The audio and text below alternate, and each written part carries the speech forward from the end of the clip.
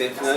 Você viu ela passando o cartão, ela pegando a nota, você viu o extrato bancário dela? Olha, meu depoimento aqui, eu informei que, de fato, eu sou uma testemunha ocular, então eu sirvo como prova. Eu vi ela pagando os custos financeiros do casamento, como acertando a ornamentação, questão de alimento, essas coisas a gente viu.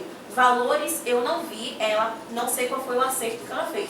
Eu posso estimular um valor pelo que a gente já está acostumado a fechar com o buffet, mas eu não vi ela pagando, mas que de fato ela que arcou, é comprovado sim, porque eu vi outros membros da igreja também viram, entendeu? Ela não tinha convivência? Olha, eu não tinha convivência de estar no âmbito familiar da casa dela, de sair com ela para passear, de trocar mensagem no WhatsApp. Mas eu vivia numa congregação com ela, eu dava bom dia, boa tarde, via ela passando para um lado para o outro. A gente tinha essa relação assim, entendeu? Não tinha convívio, ela não era minha amiga, eu não estava na casa dela todos os dias, etc. Então a senhora, em vez de estar louvando, estava olhando o que ela estava pagando. Protesto preferente. Apenas uma pergunta. E relativo ao caso. Foi aberta uma procedência para que a testemunha retornasse para que você fizesse perguntas objetivas. Você já fez. Vou passar para o colega. Sem mais perguntas, assim, já ficou claro o que era a precisão da pergunta que a gente precisava. Senhor do Ministério. Então, gente, vou falar uma coisa com você, vai ser. Eles estavam... Um momento. Peço que na hora que o senhor afirme coisas que não tem prova, fale em voz alta. O senhor acabou de dizer que a testemunha foi manipulada. Está duvidando da... Ele não falou não. Da verificação? Excelentíssimo. Peço que não se manifeste. Eu peço para que, por favor, isso aqui pare de virar uma disputa, um debate Então, senhora político Lucina, por favor. e que se torne júri, por favor.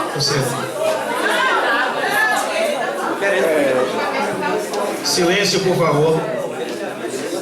Gente, a pergunta que fizeram a testemunha foi a seguinte. E ela tinha comprovação de que foi realmente o caso, foi realmente prova, foi realmente aquilo. A minha pergunta agora é a seguinte: eu estou com uma única pessoa aqui, essa pessoa está deitada no chão cheia de sangue, eu estou com uma arma na mão fervendo. Não sei eu, cadê a prova? Vocês viram eu matando essa pessoa? Perceberam o quão ridículo é uma tal argumentação? Perceberam o quão ridículo é sem precedentes tentar fazer uma afirmação dessas quando a gente vai e faz um olhar mais aprofundado da mesma pergunta. Se vocês me encontrarem aqui com uma pessoa no chão e eu com a arma na mão, a gente tem a teoria da suposição lógica. O que vocês veem normalmente é o que é. E ainda mais em um caso como esse, que não é um caso hediondo, o caso que eu estou falando que não é hediondo, é o caso da igreja, sobre ela ter pago, não é nada demais. Os próprios membros da igreja podem afirmar sem sombra de dúvidas. Se vocês quiserem, eu vou agora, chamo qualquer um da igreja para vir aqui, para testemunhar, para reafirmar a minha testemunha de que aquele casamento foi pago por ela. Então eu não vejo necessidade das perguntas. Eu só vejo incoerência nas perguntas, devido à falta de argumentação e lógica pressuposta em relação à pergunta. Bom, eu já vou encerrar. Vou passar a minha voz para a doutora Stephanie já. Só quero falar uma coisa antes de acabar. Qualquer tentativa de rotulá-la como louca, esquizofrênica, qualquer tentativa vai dar a sensação de impunidade, vai restringir o ordenamento jurídico. Já falava Hans Kelsen, o ordenamento jurídico deve prevalecer. O princípio da legalidade é o ordenamento jurídico, supremacia constitucional. O ordenamento jurídico deve prevalecer. Se isso acontecer, o ordenamento jurídico vai ser enfraquecido. Se isso acontecer, as pessoas vão ficar com a sensação de impunidade. Se isso acontecer, cada dia mais nós vamos ter esse comportamento se agravando. E cada dia mais vamos ter até imputabilidade vindo à frente. Excelentíssimo. É o momento de réplica. Ainda restam 6 minutos aí na sua sustentação. E vai falar alguma coisa? Fala, doutora Carol. Eu queria usar a palavra da própria defesa que falou: a lei está para cuidar do cidadão.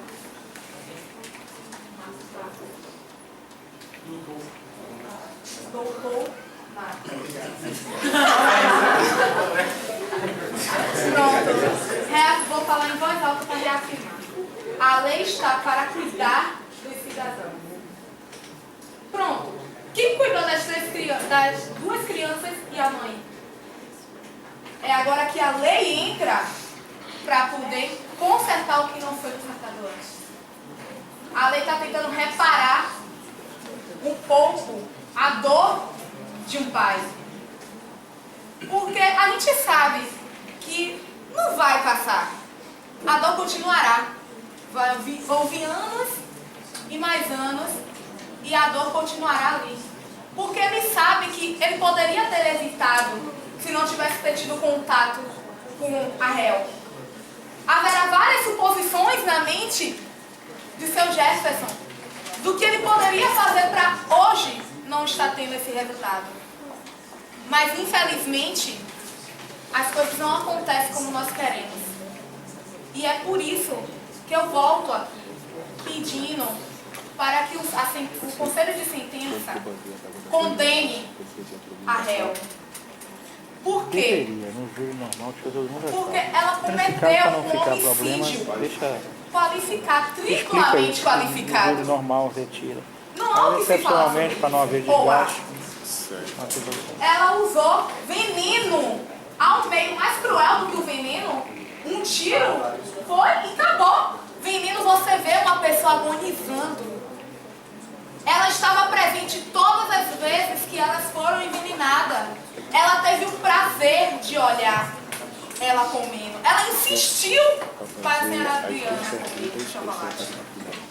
Será que isso é uma coisa de uma pessoa que não premeditou? Afinal, todo mundo aqui tem um agrotóxico dentro de casa? Inimputabilidade. Não. Ela Inclusive a premeditou isso. inimputabilidade, né? E viemos pedir aqui, em nome de um pai, de uma família, de uma mãe que não terá mais sua filha, de uma avó que não verá mais seus netos, que hoje em dia tem uma família totalmente destruída. Porque quando se perde um ente querido, a família já fica desestruturada. Pense em 3 e 2 delas crianças que não tiveram nem a oportunidade de crescer, de ter um baile de debutante da vida. Sua vida foi ceifada por motivo totalmente torto. Um motivo, não tem uma causa, não foi por uma legítima defesa, não foi por nada. As meninas eram totalmente indefesas. Não tinha um papel delas ali.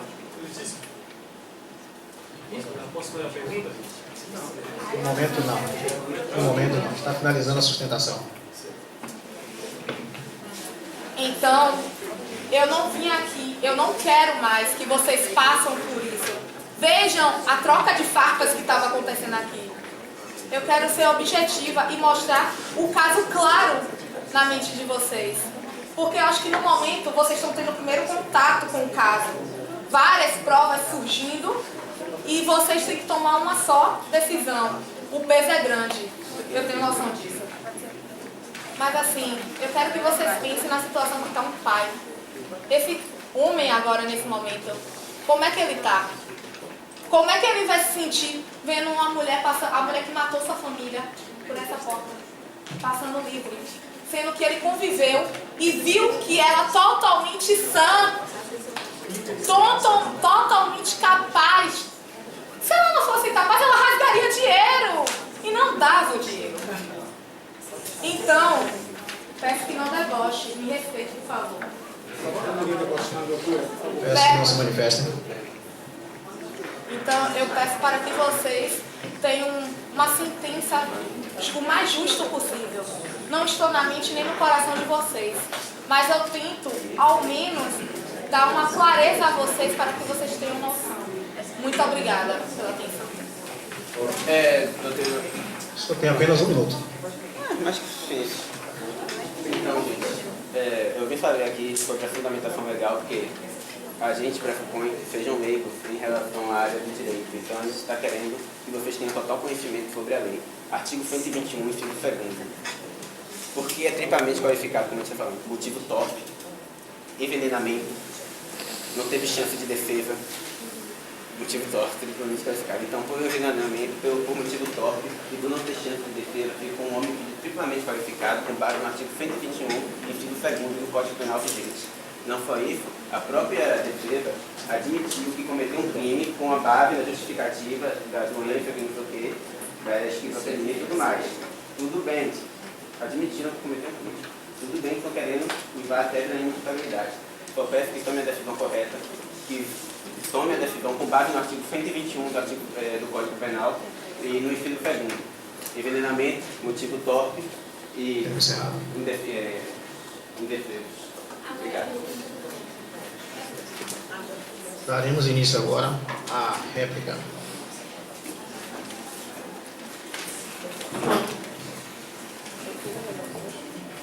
Excelentíssimo doutor juiz, queridos colegas da defesa e o conselho de sentença aqui presente. Comecemos então falando por que seria inimputabilidade. Tantos casos já noticiados na mídia e hoje aqui repercutindo novamente a inimputabilidade. Inimputabilidade por que, defensoria? A inimputabilidade está na moda? Ótimo. Vamos agora nos vestir em inimputabilidade, sair às ruas com uma faca na mão, uma arma e atirar no escuro e acertar qualquer pessoa e depois prolongar nos outros julgamentos acerca destes inimputáveis de Inezerto. Ele não será julgado, nem ele, inimputáveis, esquizofrênicos, tem alucinações, delírios.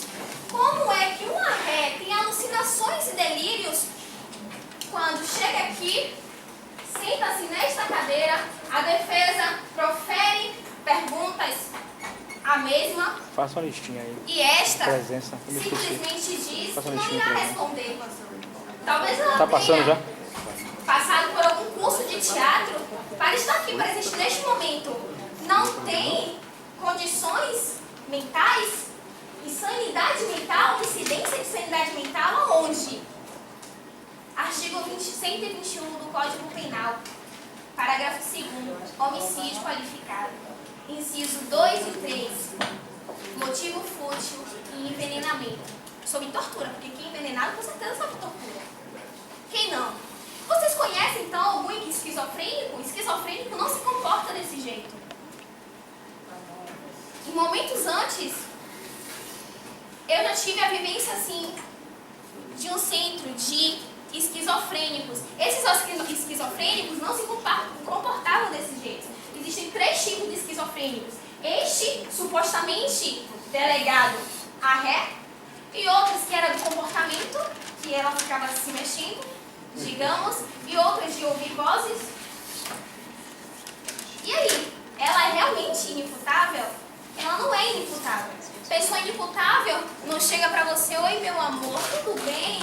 Eu sou sua mãe, eu te amo como a mãe, eu sou a mãe que você nunca teve. Eu sou a mãe que você nunca teve. Mãe mata filho, mãe mata netos, netos estes, no gênero feminino netas, uma de 5 anos e outra de 2. Como é que pode a defesa alegar a todo momento isto? Eles aqui, caros homens, que hoje servem ao nosso Estado, parecendo que estavam em um jogo de futebol, em uma torcida, degladiando. Nem estamos mais na antiguidade clássica, que tinha os coliseus e esses ficavam degladiando, brigando como leões. Nós estamos aqui representando 3 pessoas. Por que se não 4? 4 sim, porque aqui também estamos representando a senhora Elisângela. Senhora Elisângela também é uma pessoa. Não vamos adquirir aqui agora a personalidade da senhora Elisângela, e sim dizer que ela é uma pessoa, assim como as 3 vítimas. As 3 vítimas, elas foram também pessoas inocentes. Adivinha entrar onde nisso? Só porque ela era apaixonada por Jefferson?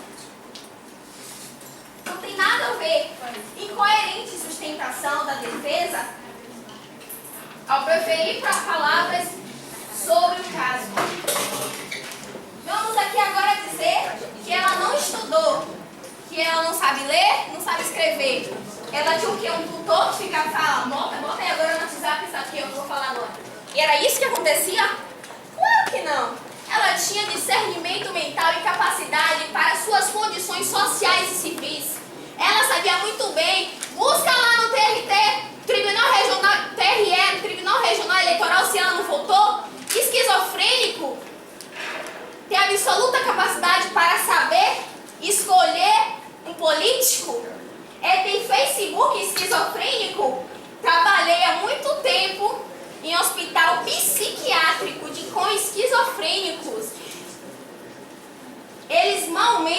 normalmente sabem mexer no celular. Eles só querem amor e carinho. Esquizofrênico tá.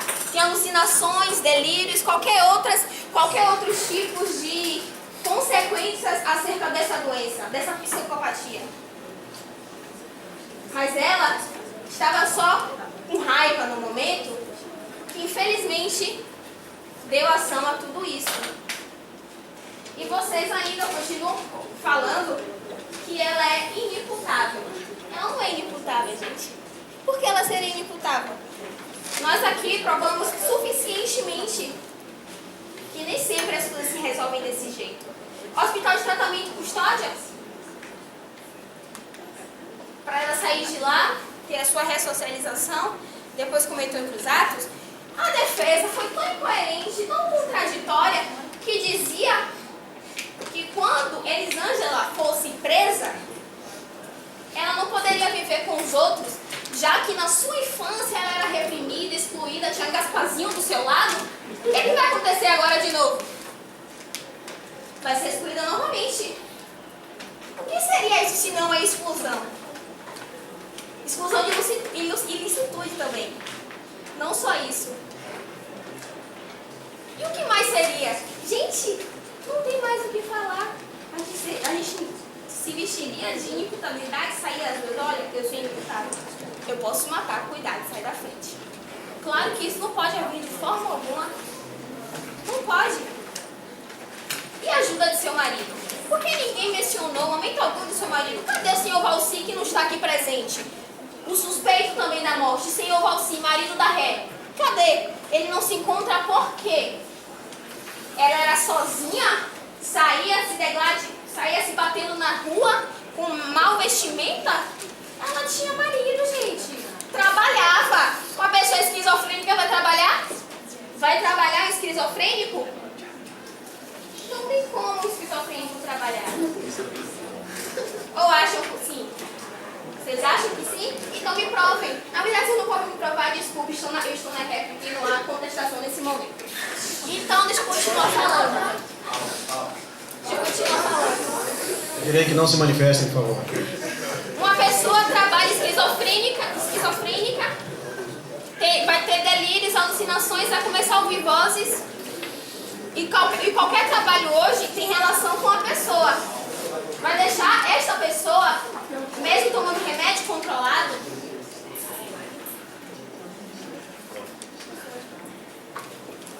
vai deixar essa pessoa, ainda no trabalho que ela tinha, se relacionar com outras pessoas. Não estou excluindo, diferentemente da defesa. Estou apenas dizendo que ela não é esquizofrênica. Como ela é esquizofrênica? Ela estava aqui sentada, batendo palma e rindo, porque ela estava, obviamente, a favor da defesa, a defesa dela, em prol do seu bem. Como é que ela... Perguntam a ela, a senhora tem capacidade de responder qualquer questionamento da promotoria? Não tenho, não. Como é que ela já responde? Respondendo já automaticamente a pergunta da defesa. Gente, nós apresentamos logo o médico, a perita, o juiz, o psiquiatra da defesa, apresentaram logo os médicos. Eu não tive acesso, eu não vi, constando lá, que o doutor CR, que é o CRM, Conselho Regional de Medicina, número tal, disse que a senhora Elisângela Almeida Oliveira é esquizofrênica. Ela fala tranquilamente com qualquer outra pessoa. Bom dia, tudo bem? Pois não, posso ajudar? Ela fala isso com qualquer pessoa. Mas chegou para Jefferson, apaixonadamente, delirando em amores, matou. Motivo fútil, inciso 2, do parágrafo 2º do artigo 121 do Código Penal. Envenenamento. Seria um motivo fútil? Com certeza. Tortura? Óbvio. Ela torturou, não foi fisicamente, talvez também, mas no psicológico daquela mãe e de hoje que também Jefferson sofre com a perda da sua família, das suas filhas, uma de 5, outra de 2. 5 e 2 anos. Você sabe mesmo? Mamãe, o que está acontecendo? Papai, eles hoje são anjos no céu. são anjos que hoje também, com o discernimento mental que a Adriane antes tinha, porque ela existia, logicamente, ela, se tivesse sentado aqui, se fosse apenas as duas filhas dela, com certeza, a senhora Elisângela seria condenada. Condenada. Porque foram duas crianças, uma de 5, outra de 2. Todo mundo aqui já foi criança um dia. Logicamente, todo mundo aqui também convive com a criança. Seja passando pela rua, seja passando por qualquer outro lugar. E não mais para fazer aquela música, eu fico com a pureza e a resposta das crianças. É a vida e é bonita. Vida, bonita, pureza, criança. Ceifada, vida, morte. Não existe isso. Condenação não seria você vai ficar preso porque você cometeu um ato ilícito, um crime hediondo, você matou 3 pessoas. Não vai ser por isso. Porque a pena não é o objetivo do Estado. O objetivo do Estado é ressocializar e educar as pessoas. A pena seria apenas o meio e o motivo e a consequência de tais atos ilícitos sofridos na sociedade. As pessoas hoje têm a mania de julgar as pessoas porque pela aparência, ela estava até muito bem vestida para uma pessoa que é esquizofrênica. Vivia com pessoas esquizofrênicas que tinham odores, viviam descabeladas. Ela estava muito bem vestida, ainda trabalha. Estava mexendo no celular. Alguém viu ela mexendo no celular antes de entrar na sala? Ela estava lá fora. Alguém viu entrando na sala? Mexendo no celular? Estava mexendo no celular. Celular esse, como foi que ela conseguiu adquirir o celular? Já que estava quebrado, fez um backup. Como foi que conseguiu também? Também não sabemos. Só sabemos que ela tirou 3 vídeos. Não foi envenenamento. Como não foi envenenamento? E a autópsia dos corpos? Foi o quê? Morte natural? Tá. Quando a Grace morreu de 5 anos, até pensaríamos que foi alguma coisa, infecção, qualquer coisa que ela comeu. Mas depois da segunda morte, que foi a morte de Ruth, de 2 anos, as coisas continuaram estranhas. Com a morte da mãe, piorou. A sociedade de Maragogipe, naquele momento, estava aterrorizada. Quem seria essa pessoa capaz de cometer um crime tão cruel, tão hediondo, a ponto de se omitir, ficar calada? Ela estava coagindo as testemunhas. Inimputáveis não têm arrependimento dos crimes cometidos. Se ela se arrependeu, ela estava coagindo as vítimas para dizer: eu quero ser absolvida. Cadê a absolvição? Por que a absolvição? Merece a absolvição?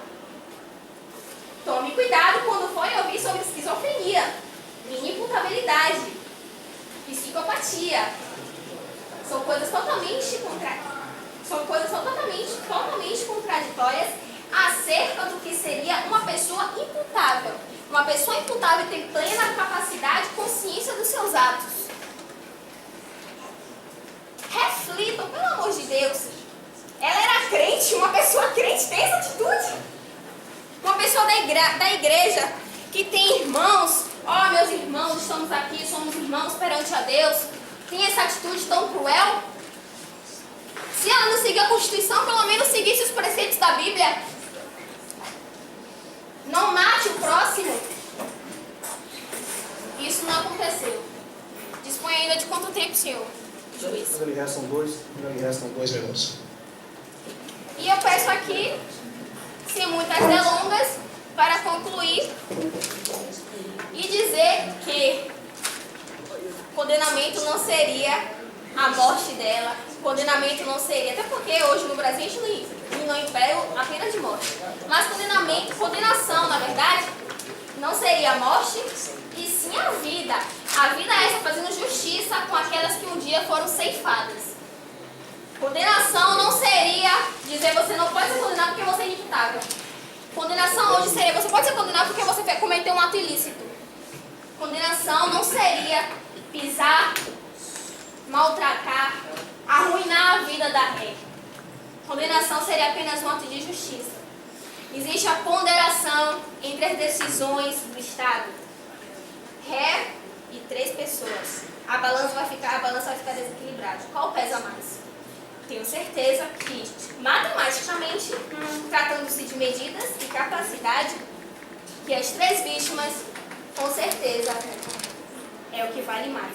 Não menosprezando de nenhuma forma a vida de Elisângela, porque ela também é uma pessoa que tem as suas atribuições de direito e seus deveres na sociedade.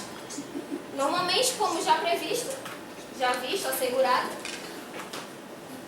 ela não teve seu dever cumprido na sociedade. Não teve. Infelizmente, o que cabe a Elisângela Oliveira não seria nada mais do que a sua condenação. Hospital de custódia e tratamento. Ela sairia e depois? Seu tempo acabou. O que aconteceria? Peço então que vocês reflitam. Obrigada. A palavra, senhores advogados de defesa.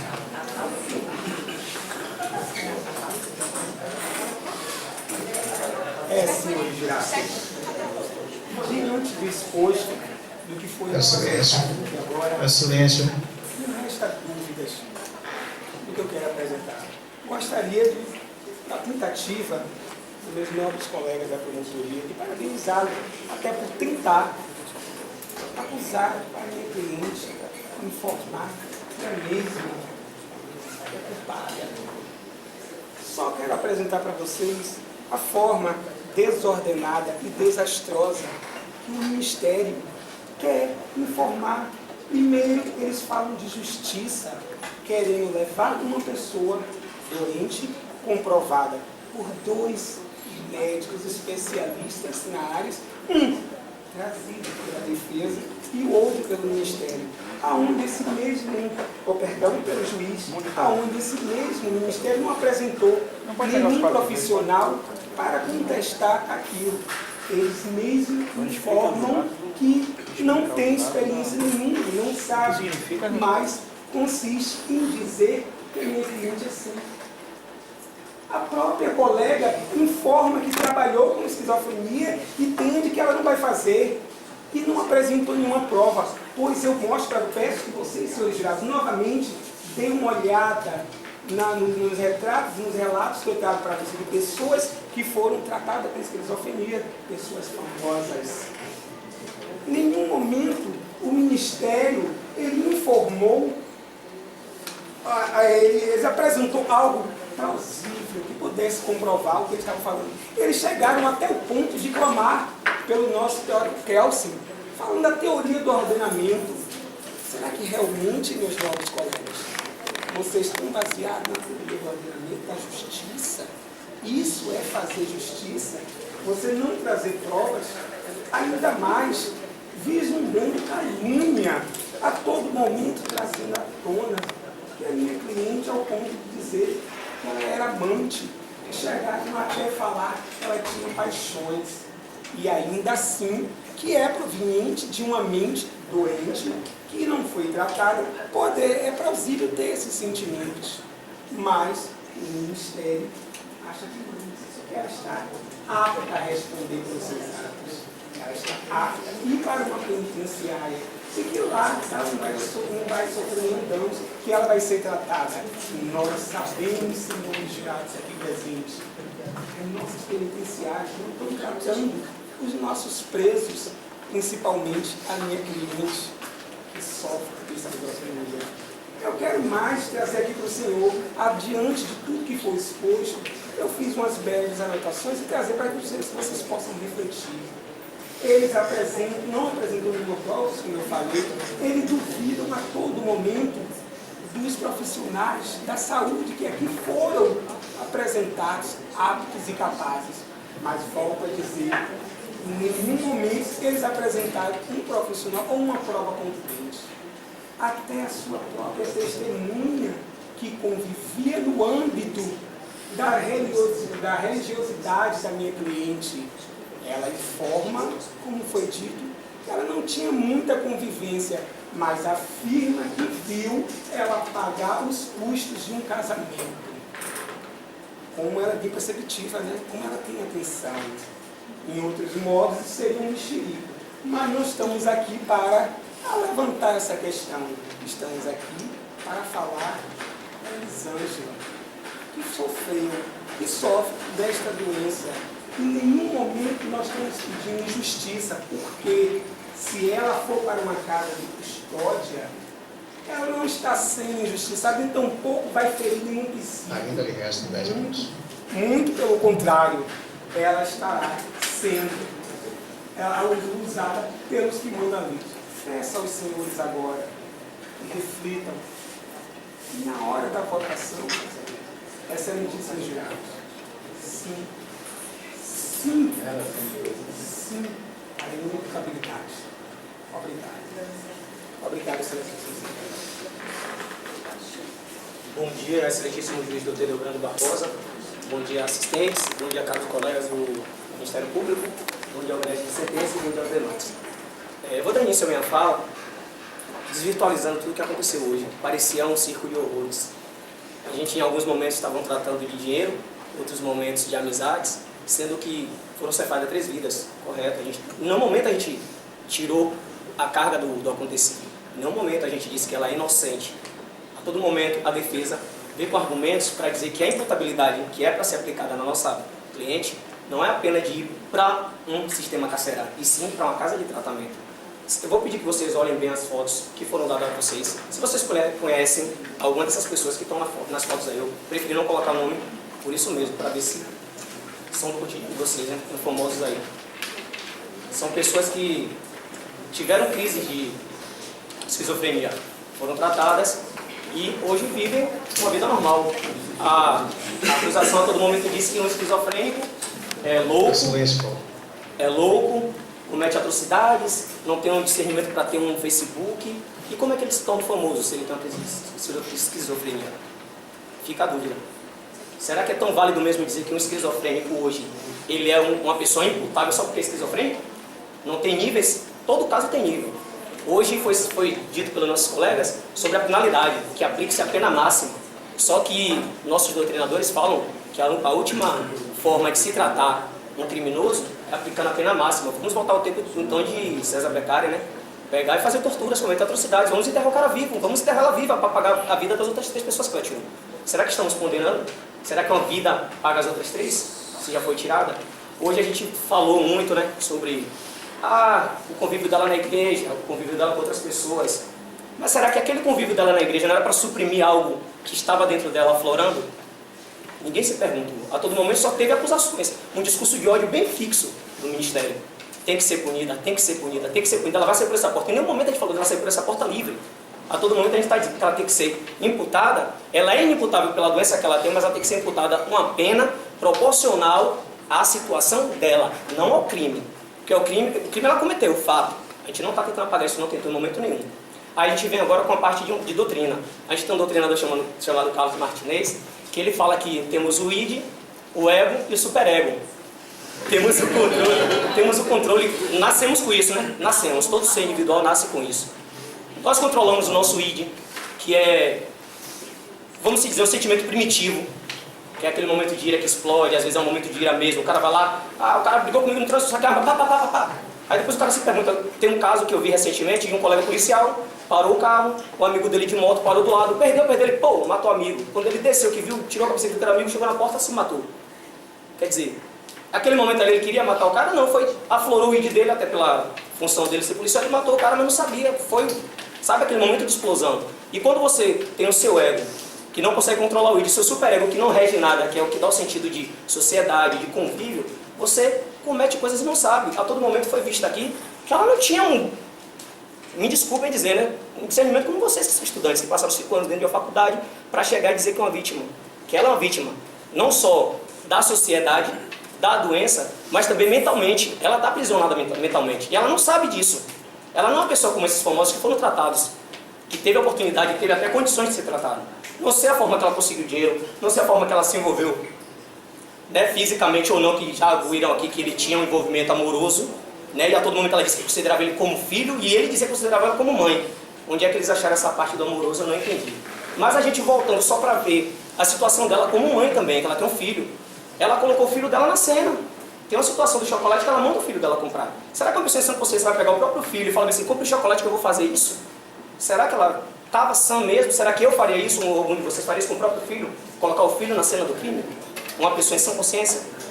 Então, se você pegar todas essas informações, a cena dela mesma aqui sentada, nada normal falando a gente quem? A gente estava sozinho, sabe? Tudo que foi relatado, a forma como foi feito o crime, eles querem aplicar como se fosse o serial killer. Mas ela só fez um acontecido em uma única família com especificidade em Jefferson. Porque ela, em algum momento, na relação dela com Jefferson, eles se conheceram dentro da igreja, aflorou algo nela, e ela não sabe dizer o que. Ela diz que é um sentimento de mãe, ele diz que é de filho, mas a gente não sabe, porque ela não foi tratada ainda. Teve as consultas dela com a psiquiatra, tanto deles quanto da justiça como o nosso, mas não teve o tratamento. Ela está presa, está esperando isso, a decisão de vocês, o julgo de vocês. O que vocês decidirem é o que vai ser a vida dela hoje. Se ela vai para a penitenciária como uma presa comum, como se nada tivesse acontecido e ela fosse uma pessoa normal, porque ela não andava na igreja. Quantas pessoas vão para a igreja procurando conforto? Procurando alívio de parentes perdidos, de doenças mentais, de coisas que você procura até fazer e fica assim, pô, vou para a igreja porque lá eu tenho um conforto. Que é verdade isso. Às vezes, não só igreja como o candomblé, alguns lugares, as religiões em si trazem um conforto, trazem uma espiritualidade. A gente não está olhando esse lado, está só olhando o quê? O ministério só quer acusar. Vamos matar, desculpe a expressão, vamos aplicar a pena como se ela tivesse que morrer também. Calma, gente, a gente não está falando de um ladrão comum que pegou uma arma e falou, passa o celular, não vou dar, não, tome, vou matar. Eu peço, postura um pouquinho do que eu estou falando. Entendeu? Então não é a mesma coisa de um bandido que vai e lhe assalta por um celular e tira a sua vida porque você não tem ou não deu. Ela tinha alguma coisa nela, eu não sei dizer porque eu não sou psiquiatra, vou dizer o que é, mas dá para perceber claramente que ela tem algum distúrbio. E a esquizofrenia é isso, não é você viver 24 horas disturbiada, você tem ápices. Às vezes você acha que está aqui normal, tem alguém falando com você, tem alguém perseguindo, daqui a pouco você está normal, daqui a pouco, pô, o cara está me perseguindo. Esses são os sintomas. Só que ninguém trata da pessoa aqui em si, está tratando do crime. Se hoje eu fosse ser aplicador do direito só para tratar de crime, eu fico dentro da sala lendo vade-mecum, poxa. A gente aprende isso na faculdade, a gente tem que ver a vida do ser humano, a primeira regra que a gente vê, tanto na Constituição como nos outros ordenamentos, é a vida, a preservação da vida. A gente não é americano que vê o bem material, a gente vê o bem, que é a vida do ser humano. Só que o Ministério não pondera isso. O Ministério a todo momento quer acusar que ela matou, foram 2 crianças e uma mulher. Beleza, estão mortas? Estão. A gente não quer que ela saia impune desse crime. A gente quer que ela tenha a dosimetria para ser imputada a penalidade correta, que seria ela ir com casa de tratamento, que é ela não vai sair solta, como vocês dizem, sair por essa porta, sair na esquina ou ficar no WhatsApp, no celular, como vocês tentaram abrir aqui há um tempo atrás. Ela vai sair para uma clínica de tratamento. A prisão dela já começou desde o início, porque ela não sabe se foi ela que matou, se não foi ela que matou. Ela está vivendo uma prisão mental. Ela viu dizer que o marido dela está envolvido, que o filho dela está envolvido, que ela está envolvida e ela não sabe o que está acontecendo. Será que a gente tem que ponderar mesmo só a penalidade máxima? Será que a gente tem que olhar só o ordenamento? Não, na lei tal diz isso, eu vou seguir isso aqui e acabou. Só que a gente vai tirar outra vida. Será que lá dentro ela vai conseguir conviver com outras pessoas? Num ambiente tão inóspito, tão, sabe, agressivo, tão... Eu nunca fui do sistema carcerário, mas eu conheço várias pessoas que já foram e tem relatos. Qualquer lugar que você pesquisar, você vai ver. Não é um lugar de um ser humano conviver. Ainda mais uma pessoa com distúrbios mentais.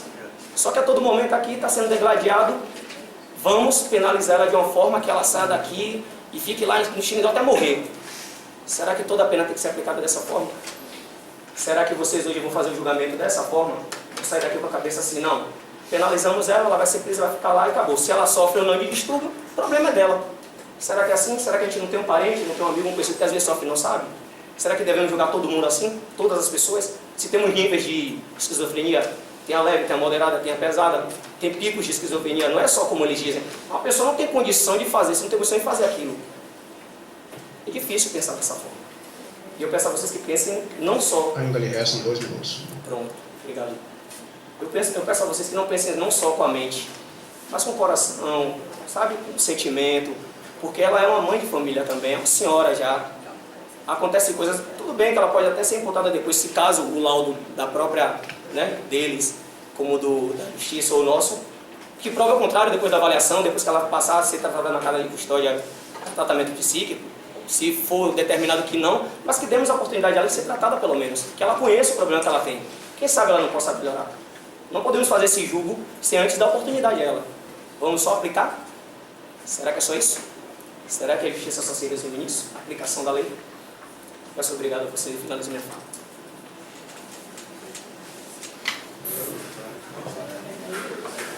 Ok? Nesse momento, dar-se-á um questionamento aos senhores do júri. Pedirei que lhe responda com imparcialidade.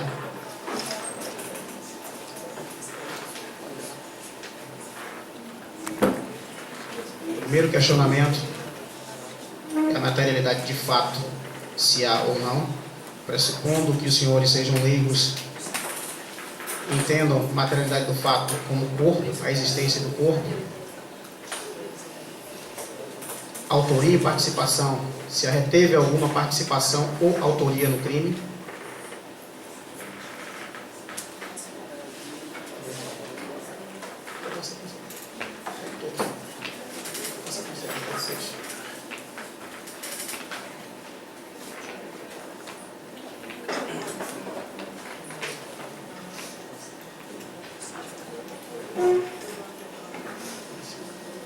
Doutor Luiz, queria que você explicasse que caso a inocência for afirmada, que ela vai para a casa de custódia de tratamento. Já acabou o tempo. Não, estou pedindo aí esclarecer ela. É porque. Não, o Leandro, tem nada a ver, não é por causa da Momento, por formulação do favor. papel. Momento, já acabaram as contestações, as réplicas e as tréplicas dos senhores. Peço que se contenham. Vai ter explicado o que é que vai estar aqui. Obviamente. Ok, obrigado.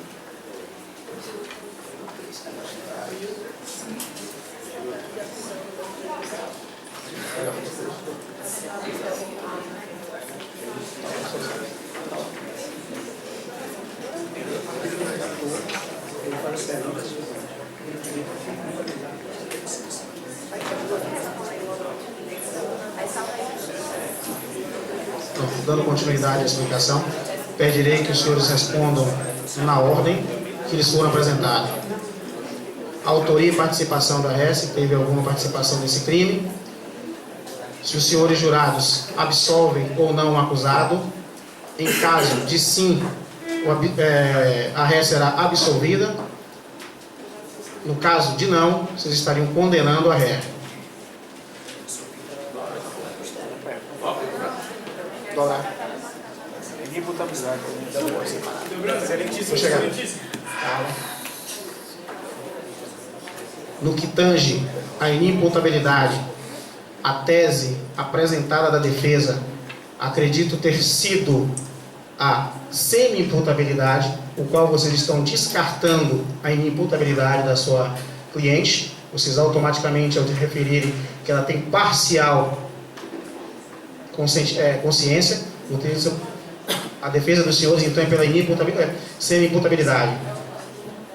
Ainda assim, pedirei aos júris que respondam todas as perguntas que lhe foram questionadas, na ordem que está apresentada aí. A semi-imputabilidade, ou seja, a ré, tem parte da consciência, ou seja, dando a possibilidade de redução da pena.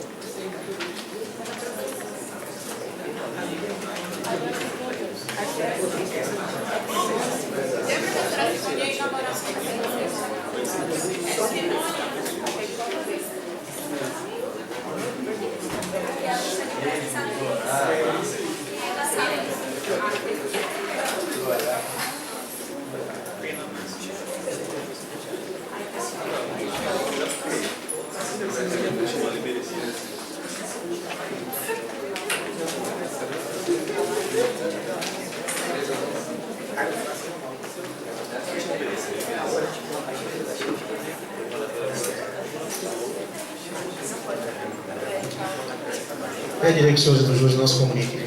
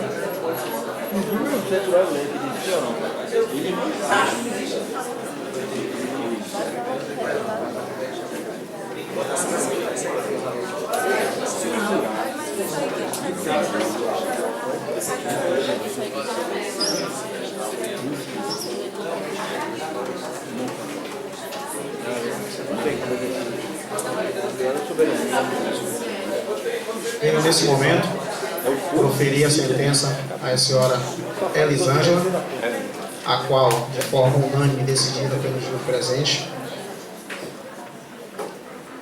seguindo o artigo 121 do Código Penal, o ato de matar alguém, tendo as possibilidades de ser um crime doloso ou culposo, o qual, em características comprovadamente explicitado tanto pela defesa como pelo Ministério Público, definiram os senhores do júri por um voto pela absolvição, segundo voto pela condenação, terceiro voto pela condenação, quarto voto pela condenação, quinto voto pela absolvição. No momento temos 2 votos a favor da condenação, 3 votos a favor da condenação, 4 a favor da absolvição. 3, perdão. Perdão. 2 a favor da absolvição e 3 a favor da condenação. E o quarto voto pela condenação da ré.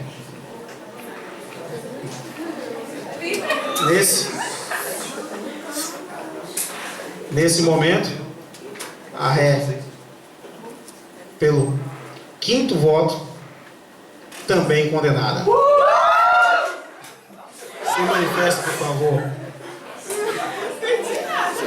Aí ele marcou, gente. Entendi. Não pode se manifestar. Passava sem imputabilidade, né? A outra Essa música aí no atitude. Eu quero ouvir uma coisa.